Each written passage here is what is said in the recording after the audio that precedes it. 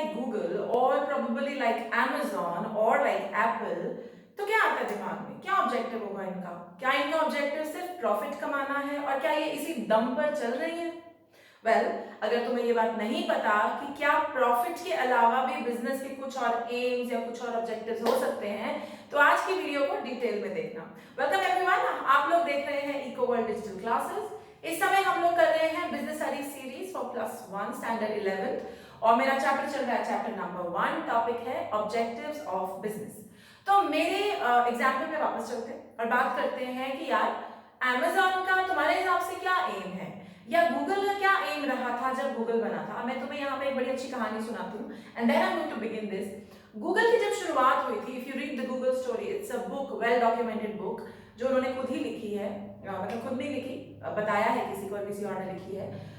Google story में वो ये बताते हैं कि जब उन्होंने गूगल शुरू किया था या जब इस आइडिया का जन्म दिया था, तो उनके दिमाग में सिर्फ एक ऑब्जेक्टिव था, ना प्रॉफिट, ना मार्केट शेयर, कुछ भी नहीं, कस्टमर वैल्यू। उस समय पर सर्च इंजन नया नया इनोवेशन था दुनिया में, और जितने सर्च इंजन उस समय होते थे वो सर्च को रिटर्न करने में 5-5 मिनट लगा देते थे। What I am trying to say, जब हम गूगल पे कुछ टाइप करते हैं तो फ्रैक्शनल सेकंड्स में वो चीज वापस आ जाती है ना। तो मानोगे नहीं, 5-10 मिनट लगते थे एक भी रिजल्ट आने के लिए, और ये लोग इस चीज से बड़े परेशान थे। These were both of these, Larry page and Sergey Brin, that's the name. ये दोनों जो फाउंडर्स हैं गूगल के, ये पीएचडी स्टूडेंट्स थे स्टैनफोर्ड में, and they were kind of very upset about the fact कि यार इतना टाइम लगता है, तो चलो हम ऐसा कुछ बनाएं जिससे फ्रैक्शनल सेकंड्स में सर्च रिटर्न हो जाए। और ये सोचकर कि इससे दुनिया को कितनी वैल्यू मिलेगी, ये सोचकर उन्होंने गूगल शुरू किया। सोचने वाली बात ये है कि इतने बड़े बिजनेस की शुरुआत में ना तो प्रॉफिट सोचा गया, ना तो मार्केट शेयर सोचा गया, ना कुछ और बिजनेस पॉइंट ऑफ व्यू से सोचा गया तो कस्टमर वैल्यू। इसी तरीके से every business can not have just one objective of earning profit. Profit बहुत जरूरी है, नो डाउट। प्रॉफिट के बिना ऑर्गेनाइजेशन सर्वाइव नहीं करेगी, क्योंकि घोड़ा अगर घास से दोस्ती करेगा तो खाएगा क्या। अगर प्रॉफिट ही नहीं कमाया तो ऑर्गेनाइजेशन आगे कैसे बढ़ेगी। But to say that it is the only objective is not right, क्योंकि मल्टीपल ऑब्जेक्टिव्स होते हैं बिजनेस के। कोई बिजनेस किसी कारण से चल रहा है, कोई बिजनेस का कोई और मोटिव है। तो आज के हम इस टॉपिक में डिटेल में पढ़ेंगे कि क्या क्या डिफरेंट ऑब्जेक्टिव्स हो सकते हैं किसी भी बिजनेस के। ओके, तो पहला ऑब्जेक्टिव है market standing. Now what is market standing? आपने सुना होगा मार्केट शेयर कैप्चर करना या मार्केट शेयर अपना बढ़ाना। उसका सीधा मतलब बताऊं क्या है कि भाई अगर तुम्हारे प्रोडक्ट जैसे 100 और प्रोडक्ट हैं, there are competitors, there is competition, so then each time तुम्हारी ही चीज को लोग खरीदे, मतलब तुम्हारा नाम, तुम्हारा ब्रांड इतना स्ट्रांग हो, तुम्हारी मार्केट वैल्यू इतनी स्ट्रांग हो कि तुम्हारे ही ब्रांड को लोग खरीदे, that is known as market standing.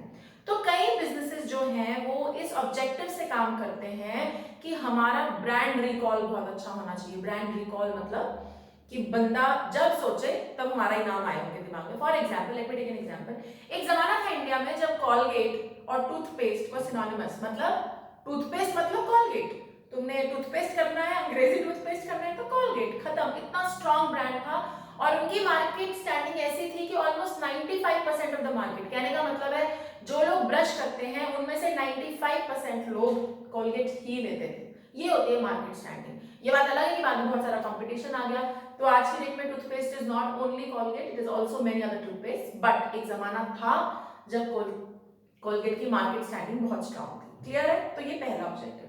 Second, innovation. कई businesses thrive on innovation, their only objective is innovation. Google is a very good example here. Second is Apple. दोनों companies को तुम देखो, गूगल क्या रुक गया क्या सर्च इंजन बना के? नहीं ना, बनाता चला गया।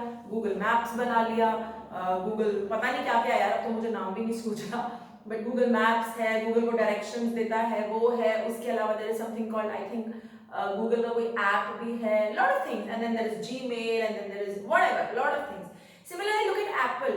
हर फोन अपने पिछले फोन से बेटर है। Apple did not start as a phone company, it started as a computers company, and from there it moved to the sleek iPhones और वो पूरा Android के अलावा वो iOS बनाना। इनोवेशन। इन कंपनीज का कोर या ऑब्जेक्टिव प्रॉफिट नहीं है, इन कंपनीज का कोर है इनोवेट करना। और अब इनोवेशन क्या होता है? इनोवेशन का सीधा मतलब है या तो तुम नई चीजें कर रहे हो, you are doing new things new ways, और you are doing old things in new ways, मतलब आप पुरानी चीज को नए तरीके से कर रहे हो या आप नया ही कोई बिल्कुल अलग ब्रिलियंट आइडिया यूज कर रहे हो। तो इनोवेशन भी कई कंपनीज का ऑब्जेक्टिव होता है। Okay, third, productivity, very important. Most of the companies का ऑब्जेक्टिव प्रोडक्टिविटी है, और प्रोडक्टिविटी का सीधा मतलब डेफिनेशन क्या है, इनपुट कितना गया और आउटपुट कितना मिला। मतलब मैंने 4 घंटा पढ़ाया या मैंने 4 घंटा पढ़ा और उस 4 घंटे के बदले मैं 100 नंबर ले आई, तो मेरी एफिशिएंसी, मेरी प्रोडक्टिविटी बहुत अच्छी है। और कोई बच्चा है जो 18 घंटा पढ़ा और 18 घंटे भी पढ़ के 60 मार्क्स लेकर आया, तो प्रोडक्टिविटी लो है, एफिशिएंसी कम है। Same ways in the organisation, you put a lot of raw material, बहुत टाइम लगाया, बहुत पैसा लगाया, आउटपुट जितना रॉ मटेरियल में लगाया था उससे बहुत कम आया, तो आपकी प्रोडक्टिविटी अच्छी नहीं है, आपकी एफिशिएंसी अच्छी नहीं है। ऑब्वियसली हर ऑर्गेनाइजेशन चाहती है, because it is a measure of efficiency, और ये सर्वाइवल के लिए, ग्रोथ के लिए बहुत इंपॉर्टेंट है कि आपकी ऑर्गेनाइजेशन की प्रोडक्टिविटी अच्छा हो, मतलब जितना तुम लगा रहे हो उससे ज्यादा का तुमको मिले। सीधी सी बात है, अगर बिजनेस में जितना तुम लगा रहे हो उससे ज्यादा तुम्हें मिल ही नहीं रहा है तो तुम बिजनेस क्यों करोगे? Why wouldn't you go and do some job? समझ रहे हो ना, बिजनेस में तो प्रोग्रेशन होता है कि मैं 20 लगाऊंगा मुझे 50 मिलेगा, है ना, मैं 50 लगाऊंगा मुझे लाख मिलेगा।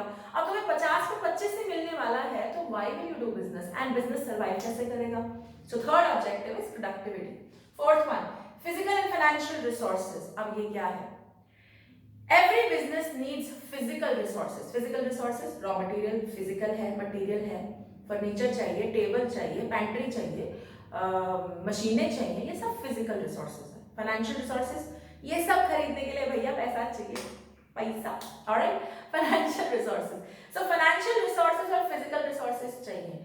तो कई ऑर्गेनाइजेशंस का ये ऑब्जेक्टिव होता है कि सही जगह से सही दाम पे they are able to procure financial and physical resources. अब ये बात तो मैं थोड़ा डिटेल में समझाती हूँ। तुम्हें रॉ मटेरियल खरीदना है, तुम्हारे पास 10 ऑप्शंस है रॉ मटेरियल खरीदने की, लेकिन तुम उन 10 को टटोलोगे, सबका फायदा नुकसान देखोगे, और जहां तुम्हें बेस्ट डील मिलती है सबसे कम दामों पे, वहां से तुम खरीदोगे। सिमिलरली फाइनेंस तुम्हें अरेंज करना है, तुम्हारे पास ऑप्शन है। ऑप्शन नंबर 1, अपना पैसा लगाओ। ऑप्शन नंबर 2, बैंक से लोन लो। ऑप्शन नंबर 3, किसी फ्रेंड से लोन लो। ऑप्शन नंबर 4, अपना सोना गहना जो भी है बेच दो। ऑलराइट, चारों ऑप्शंस है पैसा अरेंज करने की, लेकिन कौन तुम्हें सबसे बेनिफिशियल रहेगा, किसमें तुमको आउटपुट अच्छा मिलेगा, तुम उस वाले रिसोर्स के साथ जाओगे। तो कई बिजनेसेस का ऑब्जेक्टिव होता है कि यार जो फिजिकल और फाइनेंशियल रिसोर्सेज चाहिए ना, उनको हम टाइमली और एफिशिएंटली, एफिशिएंसी का मतलब बिजनेस में बस एक है, कम दामों पे ज्यादा आउटपुट, वो तुम अरेंज कर पाओ तो योर ऑब्जेक्टिव इज डन। ये कई बार ऑर्गेनाइजेशन जो भी काम शुरू कर रही है या नई है, वो इस ऑब्जेक्टिव पे बहुत ज्यादा काम करती है। ओके, ऑलराइट, आगे चलते हैं। प्रॉफिट्स, ये तो मतलब मुझे पढ़ाने की भी जरूरत नहीं है, सबको पता है कि किसी भी बिजनेस का एक एम, एक धर्म प्रॉफिट है, and that's a fact, because profitability is important. अब प्रॉफिटेबिलिटी क्या है? Profit related to investment. मैं आज 10 लगाऊंगा, मुझे कल को कितना मिलेगा? मैं 20 लगाऊंगा, मुझे कितना मिलेगा? अगर मुझे 20 पे 20 भी मिलेगा तो चलेगा इनिशियली, पर मुझे 20 पे 5 नहीं मिलना चाहिए, not worthwhile, not a good investment, है ना। तो profit is important for many things. One, it is important for survival. चलेगी नहीं कंपनी, प्रॉफिट नहीं आएगा तो पैसे कैसे दोगे, रॉ मटेरियल कैसे खरीदोगे? दूसरा, एंटरप्रेन्योर जो अपना इतना दिमाग खपा रहा है, उसको भी तो इनकम चाहिए, तो उसके लिए जरूरी है। उसके अलावा आपकी रेपुटेशन बनती है मार्केट में, जब आप let's say you are a very good company, आप बहुत अच्छा काम करते हैं, आप बहुत इनोवेटिव हैं, लेकिन भाई आप ऐसा नहीं कर रहे, आप अपने एम्प्लॉइज को पैसा नहीं दे पा रहे, आप रॉ मटेरियल नहीं खरीद पा रहे, मार्केट में आपने लोगों के पैसे वापस ही नहीं करे, तो सोचो आपकी रेपुटेशन का क्या होगा। तो कहने की बात है that profit happens to be important for survival, for income, for reputation building, and even more for expansion. कल को तुम अपना बिजनेस बढ़ाना चाहो तो किससे पैसा मांगोगे? अगर अपना प्रॉफिट होगा, कंपनी ने पैसे सेव कर रखे होंगे, तो you will be able to expand it and grow your business further. तो ऑब्वियसली मैक्सिमम बिजनेसेस का पहला objective is earning profits. Okay, are we clear? आगे चलते हैं। अगले 3 छोटे छोटे हैं बट इंपॉर्टेंट है। पहला है मैनेजर परफॉर्मेंस एंड डेवलपमेंट। अब ये क्या वाला है? मैनेजर्स किनको कहते हैं? वो लोग, वो एम्प्लॉइज जो आपकी ऑर्गेनाइजेशन को चला रहे हैं। आप सीईओ हैं, मान लो मैं सीईओ हूं अपनी ऑर्गेनाइजेशन की, तुम्हें क्या लगता है अगले 10 साल तक मैं अकेली ऑर्गेनाइजेशन को अकेले बैठ के ड्राइव कर सकती हूँ अगर मैं ग्रो करना चाहती हूँ? नहीं। तो मुझे अपने से नीचे कोई एम्प्लॉय लेना पड़ेगा जो मेरे बिहाफ पे इस कंपनी को मैनेज करेगा। तो मैनेजर्स, फिर ये हायरार्की चलती जाएगी, आगे से आगे लोगों को हायर करते जाएंगे। लेकिन वो मैनेजर हमारे साथ क्यों आए? सिर्फ एक अच्छी सैलरी के लिए? ये बहुत बड़ा मिसकंसेप्शन है। सिर्फ अच्छी सैलरी के लिए लोग ऑर्गेनाइजेशंस में नहीं रहते। एक बहुत बड़ा कारण ऑर्गेनाइजेशंस में रहने का होता है when people are shown the way they can grow. मतलब ये बहुत आम बात है, जब आप किसी अच्छे बिजनेस स्कूल से पढ़े हुए हो या अगर आप किसी अच्छे कॉलेज से पढ़े हुए हो, तो क्या होता है, आप एक ऑर्गेनाइजेशन ज्वाइन करते हैं, पैसा तो ठीक है, पैसा तो मिल रहा है, लेकिन उसके अलावा आपको ये चीज जानने में बहुत इंटरेस्ट होता है कि यार अभी मैं इस पोजीशन पे हूं, मैं और क्या सीख सकता हूं, मैं आगे कैसे बढ़ सकता हूं, यानी कि मैं कैसे डेवलप हो सकता हूं। तो एंटरप्राइज, अच्छी एंटरप्राइजेस का ये भी एक एम ऑब्जेक्टिव होता है कि वो अपने एम्प्लॉइज की ग्रोथ पे बहुत पैसा लगाते हैं। पता क्या करती हैं ऑर्गेनाइजेशंस? ट्रेनिंग पे भेजती हैं लोगों को, उनको नए नए स्किल सीखने का मौका देती हैं, नए नए प्रोजेक्ट देती हैं, और तो और they give them such good environment कि तुम्हें ऐसा लगे ही नहीं कि तुम अपने घर में नहीं ऑफिस में बैठे हो। इसका बहुत अच्छा example again I take an example of Google. Google है, गूगल अपनी ऑर्गेनाइजेशन में इतनी फैसिलिटीज देता है लोगों को because of which people really don't want to go back to their places because they love the organization so much। इतना प्यार है ऑर्गेनाइजेशन से। ये क्या लॉजिक है? ये यही वाला लॉजिक है। दे आर इंश्योरिंग कि लोग खुश रहें and they can see their growth. अगला पॉइंट भी रिलेटेड है worker performance and attitude. Again organisations which take care of their workers, एक तो होते हैं मैनेजर्स। मैनेजर्स कौन बोलते हैं? व्हाइट कॉलर लोग जो पढ़े लिखे हैं।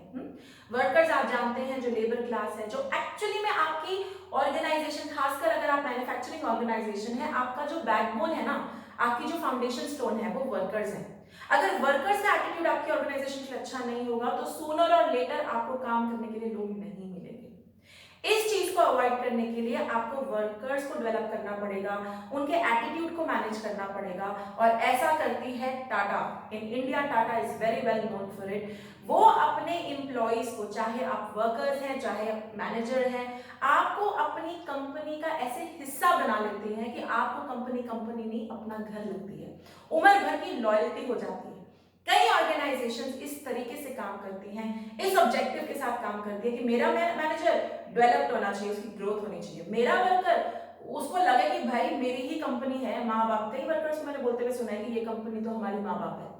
Do you understand the feeling behind it? तो वो ऑब्जेक्टिव भी बिजनेस का हो सकता है। Okay, last one, social responsibility. Now what is social responsibility? सारे बिजनेसेस सोसाइटी के रिसोर्सेज यूज करते हैं और बिजनेस को अपने बेसिस पे, बिजनेस को अलाउड है प्रॉफिट कमाओ, ग्रो करो, कोई टेंशन नहीं, लेकिन हर बिजनेस की सोसाइटी की तरफ कुछ रिस्पॉन्सिबिलिटी है, उसे निभाओ। Now a lot of students get confused here. उनको लगता है कि सोसाइटी की तरफ रिस्पॉन्सिबिलिटी का मतलब है चैरिटी। नहीं, चैरिटी नहीं। Do something for the society, whatever you can do. आजकल कॉर्पोरेट सोशल रिस्पॉन्सिबिलिटी